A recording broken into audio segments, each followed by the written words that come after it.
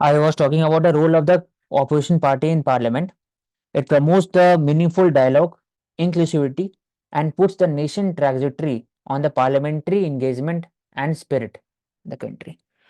But we have seen over the years that the debates in the parliament has been reducing. Use of guillotine is higher than before, and a number of MP that was suspended was were 95 from Lok Sabha and 46 total, making up of 141 lawmaker for causing disruption. This is not a healthy trend for the democratic India.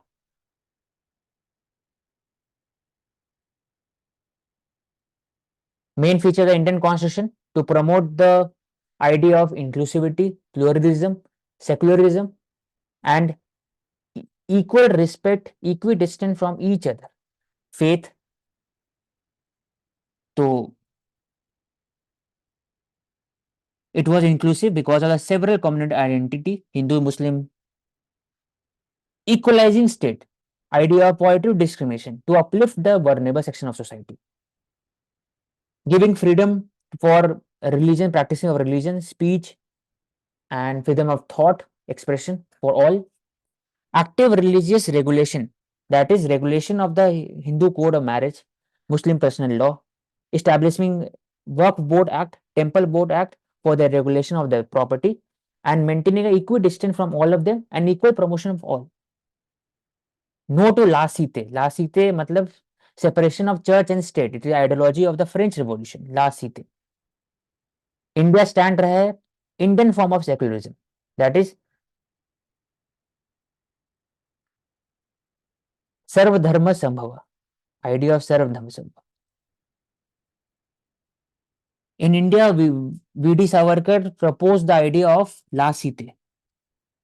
But Indian leaders back then opposed that idea. They adopted the idea of secularism, that is Indian form of secularism. God का name जैसे US बोलते हैं, in the God's name, India में ऐसा नहीं होता. Where is a dharma there is victory. यतो धर्मा ततो जया. Where there is dharma there is victory. Supreme court motto. तो यहाँ पे लिखा है इंपॉर्टेंस ऑफ सुप्रीम बीइंग. तो हमारे कॉन्स्टिट्यूशन सुप्रीम बीइंग किसको मानता है? अगर बोला जाए इंडियन नेशनल एंथम तो सुप्रीम बीइंग कृष्णा है. इंडियन नेशनल एंथम का सुप्रीम बीइंग चरस्थार्थी युगे युगे. अगर आप बाकी 5 पंक्तियां पढ़ोगे अपार्ट फ्रॉम पहला पैराग्राफ नीचे उसके नीचे, तो सुप्रीम बीइंग कृष्ण है. He takes the spirit of dharma, he balances the dharma in the society. तो वहीं से डिराइव होता है पावर. तो इंडिया में जो बात होता है, इंडिया में dharma is not specific to the religion. It is a righteousness, it a duty to its own citizen. The importance of supreme being, इसलिए सुप्रीम बीइंग इसमें इसलिए न्यूट्रल है, रिलीजियस न्यूट्रल है. ये कारण सर्वधर्म संभव, equal respect to all religion, equal promotion of all religion, equidistance from all. ऐसे ब्रेकिंग ऑफ कोकोनट इफ्तार पार्टी उसी का पार्ट है.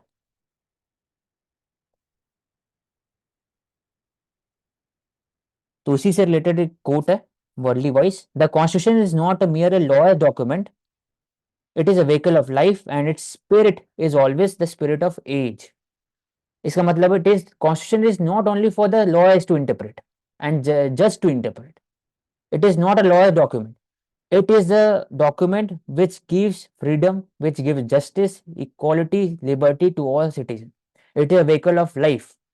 The constitution is interpreted on the basis of constitution, on the basis of rational thinking, scientific spirit, on the idea of inclusivity, on the idea of liberal principle. और इसके तहत ही judicial review formation हुआ after 1973. And over the years, the constitutional morality has been increasing. Article 21 में बाकी जो चीज पहले नहीं था, it was included slowly. Environmental laws, right to privacy, decriminalization of the section 377, IPC, जो होमोसेक्सुअलिटी की बात करते हैं, तो वो तभी पाया हुआ व्हीकल ऑफ लाइफ है जब कॉन्स्टिट्यूशन से ही डिराइव किया गया ओवरऑल जुडिशियल रिव्यू, जिसको उसको बोलते हैं constitution morality. Its spirit is always the spirit of the age. Age मतलब अभी सोसाइटी के हिसाब से accommodation of the more and more. पहले rivers were not given the right of a human, अभी रिवर्स को भी दिया जाता है राइट। इवन द डीटी, मूर्ति होती है, मूर्ति होते हैं हिंदुज्म के अंदर में, उनका भी राइट है कि they can also fight the dispute and they can also file the case in supreme court. मूर्ति भी हिंदुज्म के अंदर में तो स्पिरिट ऑफ एज है। According to the age constitution also accommodate itself. That is why Indian constitution को बोलते हैं रिजिड भी है और फ्लेक्सिबल भी है। यही कारण, कुछ कुछ पार्ट एंड रिजिड और में हम और फ्लेक्सिबल। एग्जांपल्स भी देख सकते हैं कि कैसे माइनॉरिटी कमिटीज हैं, माइनॉरिटी कम्युनिटीज हैं, वो अपनी रिलीजियस को फ्रीली प्रैक्टिस करते हैं, या फिर राइट टू वोट हमें मिलता है, या अमेंडमेंट्स करते हैं हम कॉन्स्टिट्यूशन में जो नीड्स इन सोसाइटी की और वैल्यूज है उसके अकॉर्डिंग। और spirit of age for example, yes. पहले बोला जाता है कि मैटरनिटी लीव का कॉन्सेप्ट नहीं था, अब वो भी आ गया। फिर अबॉर्शन से पहले कम था, अब उसको बढ़ा के 26 वीक्स किया गया। तो 377 भी डीक्रिमिनलाइज उसी समय हुआ 2014 में, नवतेज सिंह जौहर केस के समय। राइट टू प्राइवेसी अभी आया। तो according to the age, according to the voice people that is present in present age, उसी के अकॉर्डिंग कॉन्स्टिट्यूशन भी चेंज होता है। इसलिए कॉन्स्टिट्यूशन को आप मोल्ड कर सकते हो, उसको ट्रांसफॉर्म कर सकते हो फॉर द गवर्नेंस, लेकिन आप उसको पूरा चेंज नहीं कर सकते क्योंकि बेसिक फंडामेंटल प्रिंसिपल है, basic structure of the constitution can not be amended, it is rigid. और वही बात करते हैं women yes. Before us, feminist movement in the 19th-20th century. अगर बोला जाता है इंडिया में फर्स्ट वोटिंग राइट्स कब मिला, तो government of India act 1919 which empowered which allowed the provincial legislature to enfranchise women। उसको 35 में उनको मिला, कम सेपरेट इलेक्टोरेट के अंदर में मिला उनको। और इम्पोर्टेंट वुमेन सरोजिनी नायडू, उसके बाद फिर पंडिता रामाबाई, रानी लक्ष्मीबाई, उस समय 20th सेंचुरी में बोला जाए तो। और भी हो गया Amrit Kaur, Sharifa Humaid Ali, try travel to London. 1935 expanded the right to vote and paved the way for the women in public offices। और क्वेश्चन बस एक ही में रहा यहाँ पर कि why this happened in that time, पहले क्यों नहीं हुआ, 18th सेंचुरी में क्यों हुआ नहीं हुआ, 19th सेंचुरी में क्यों नहीं हुआ? क्योंकि फर्स्ट वर्ल्ड वॉर 2 के समय में the when the men were fighting in the battlefield, women were participating in the manufacturing process of the weapons, daily life जो प्रोडक्ट होता है उनमें। तब जाके देखा कि women can be used, women can be brought into labor services just like men। तब वहां से फिर धीरे धीरे फेमिनिज्म मूवमेंट का स्टार्ट होता है कॉन्सेप्ट। तो first wave, second wave, third wave तो 60s 70s में आता है। तो ये पहले वाला बात हो रहा है, ए हम कह डब्ल्यू सी सकते अडोप्टेड। हैं, तो क्या हम ऑल, कह सकते हैं कि ये भी हुआ क्योंकि एक सेंस ऑफ कंपनसेशन जो है वो ब्रिटिश फील करवा रहा था। नहीं ब्रिटिश तो इंडिया के साथ बात हो रहा है, लेकिन ये 19th 20th सेंचुरी 1919 के आसपास, 15 के आसपास और 25 के अराउंड यूएस और यूके में भी हुआ। पहले नहीं था विमेन का right to vote, hmm. 19th century में नहीं था, उसी समय हुआ है। तो वर्ल्ड वॉर 1 के समय हुआ है, सबसे पहला जो कॉज है ना वर्ल्ड वॉर 1 ही है, जिसमें जब मेन लड़ रहे थे तो अधिकतर विमेन उनको इंक्लूड किया गया, लेबर का शॉर्टेज हो गया तो इंक्लूड किया गया इंडस्ट्रीज में। पहले जो काम करे तो धीरे धीरे था, मतलब इतने बड़े मोमेंटलिस्ट चेंज नहीं हुआ था उस समय में, सबसे ज्यादा चेंज हुआ था 1910s के अराउंड। उसके बाद से ऑलरेडी मूवमेंट चल रहा था 1890s में कि वुमेन का right, right to property, right to vote होना चाहिए, लेकिन उस समय नहीं हुआ था। तो जियो पॉलिटिक कॉनोटेशन इसमें भी, फिर इंडिया में भी आया ये चीज।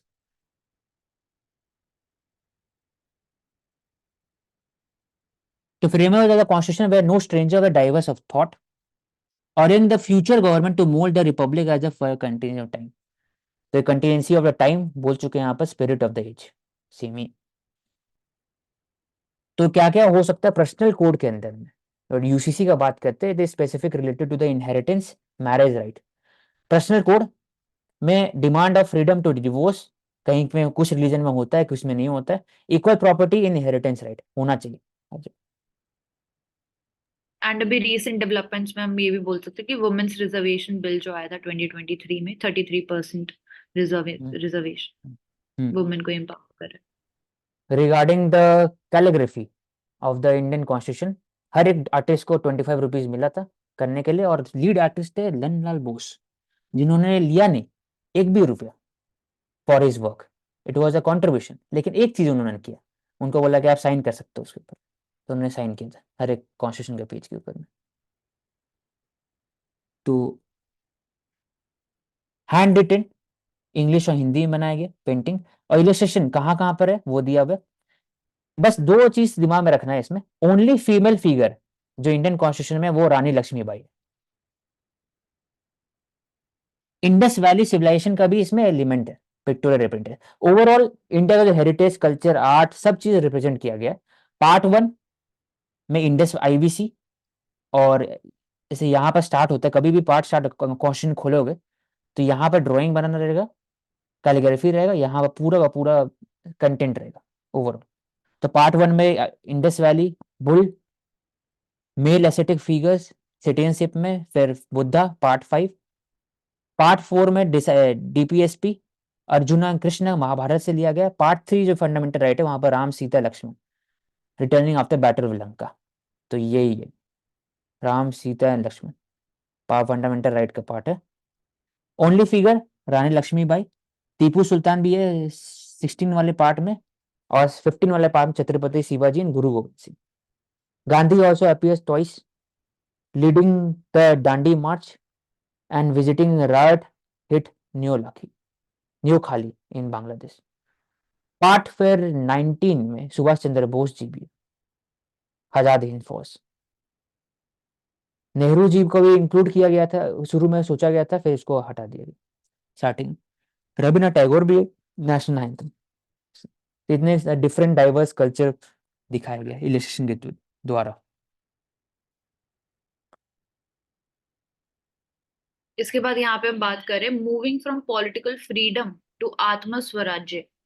तो पॉलिटिकल इंडिपेंडेंस की यहाँ पे बात हो रही है, that is a prerequisite of physical, vital and psychological and self actualization. तो जो मॉडर्न डेमोक्रेसी के प्रिंसिपल है, जैसे कि लिबर्टी, जस्टिस, इक्वालिटी, फ्रेटर्निटी, ये सब हमारे स्पिरिचुअल एंड कल्चरल हेरिटेज से ही डिराइव्ड है। यहाँ पे बात हो रही है सत चित आनंद की, that is absolute existence, consciousness and bliss, not aware of one's true self because of influence of avidya, ignorance अविद्या। and avidya। ठीक है। हम्म।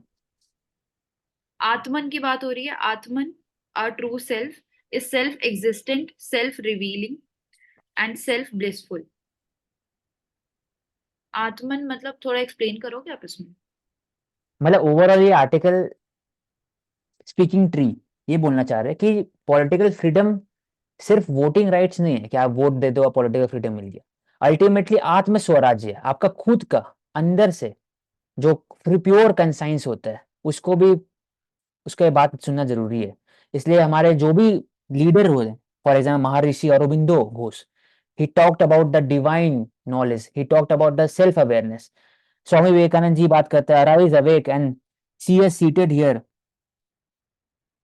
Can her internal throne rejuvenated more glorious than she was ever। Motherland के बारे में बात करते हैं।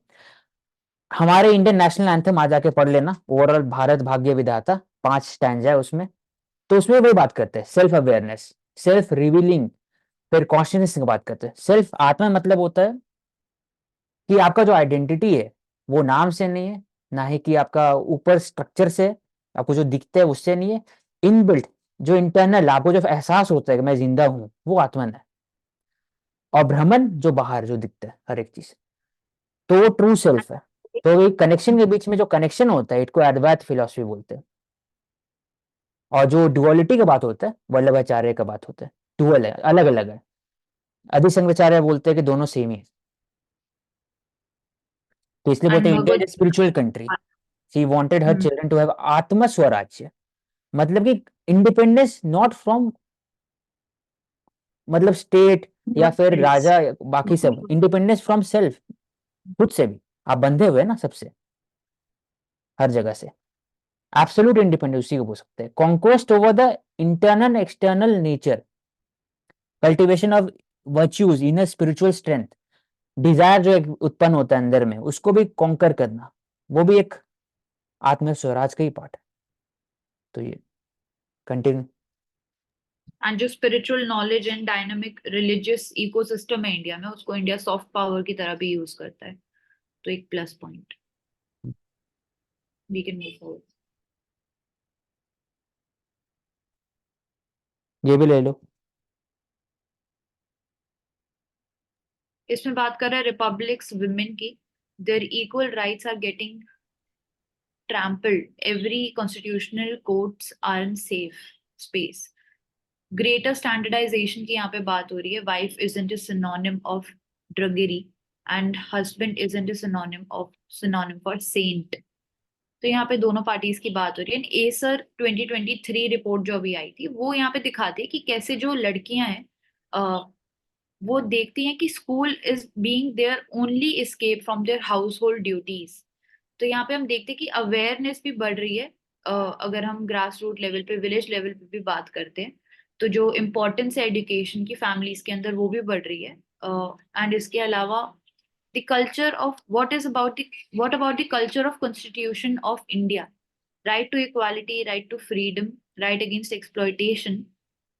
Women who are before the courts are the minority who have found the courage and support to fight rather than surrender to unjust and social norms. तो यहाँ पे हम ये भी हाईलाइट कर सकते हैं कि अगर कोई विक्टिम है सेक्सुअल एक्सप्लॉयटेशन की, तो उसके लिए एफआईआर फाइल करना भी कितना मुश्किल हो जाता है कभी कभी। तो सेंसिटाइजेशन की हम यहाँ पे बात कर सकते हैं, जो हमारा पूरा इकोसिस्टम है, जुडिशियल सिस्टम है, जो पुलिस सिस्टम। ठीक है। Nepal ruling alliance wins 18 of the 19 seats in national assembly, CPN Maoist. तो मॉइस्ट वही वाले मॉइस्ट है जो माओ जेडोंग से इंस्पायर्ड है, socialist movement.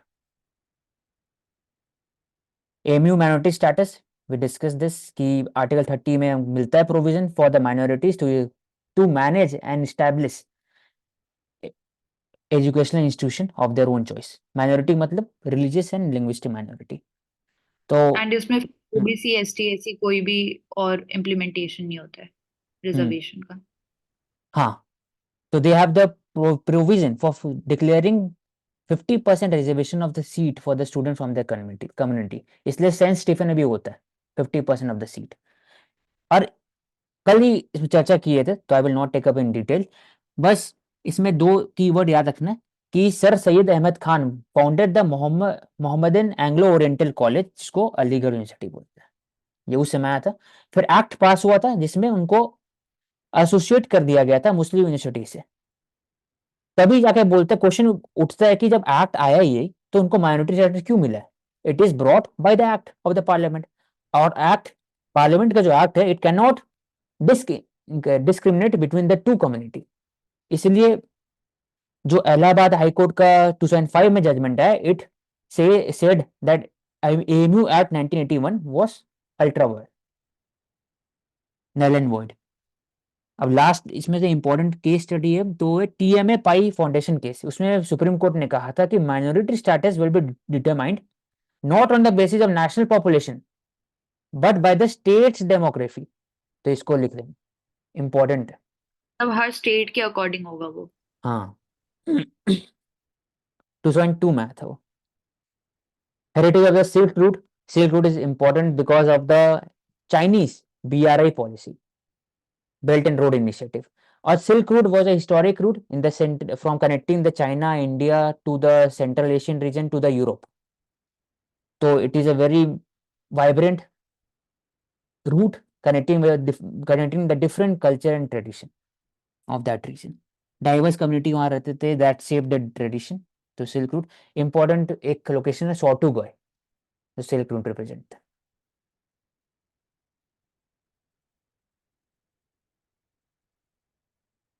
relentless war in Gaza. We can never be woke enough. तो वोक मतलब होता है you are aware of the social discrimination in the society and social inequality in the society.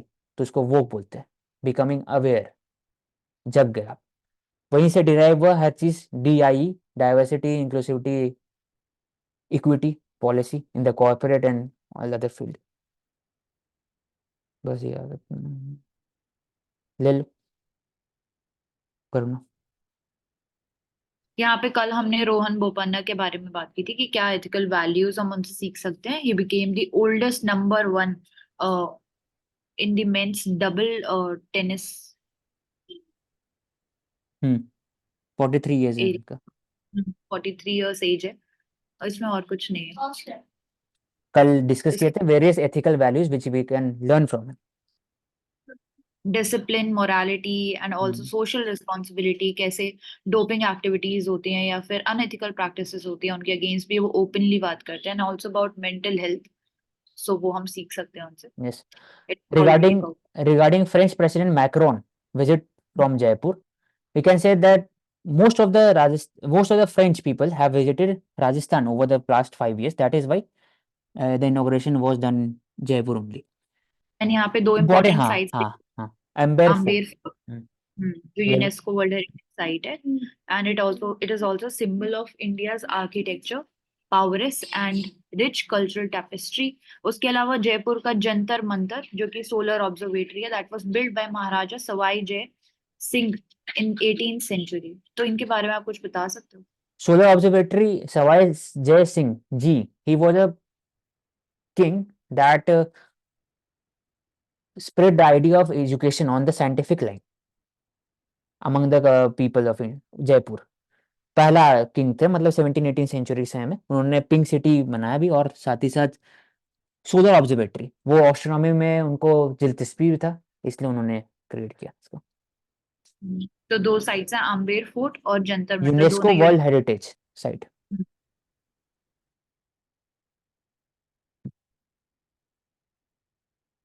these gallantry award articles। We discussed in detail.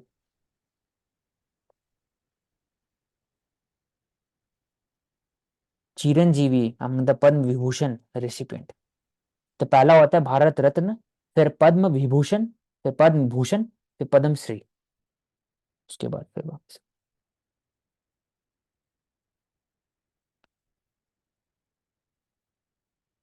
Foxconn के CEO को भी मिला।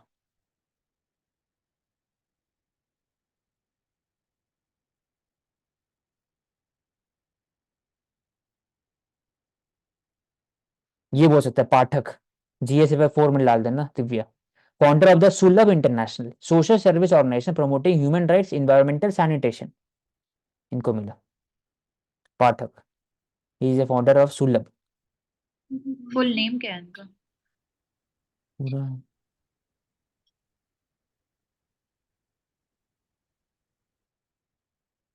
Hailing from Bihar, he was awarded Padma Bhushan, Padma Vibhushan मिला इनको।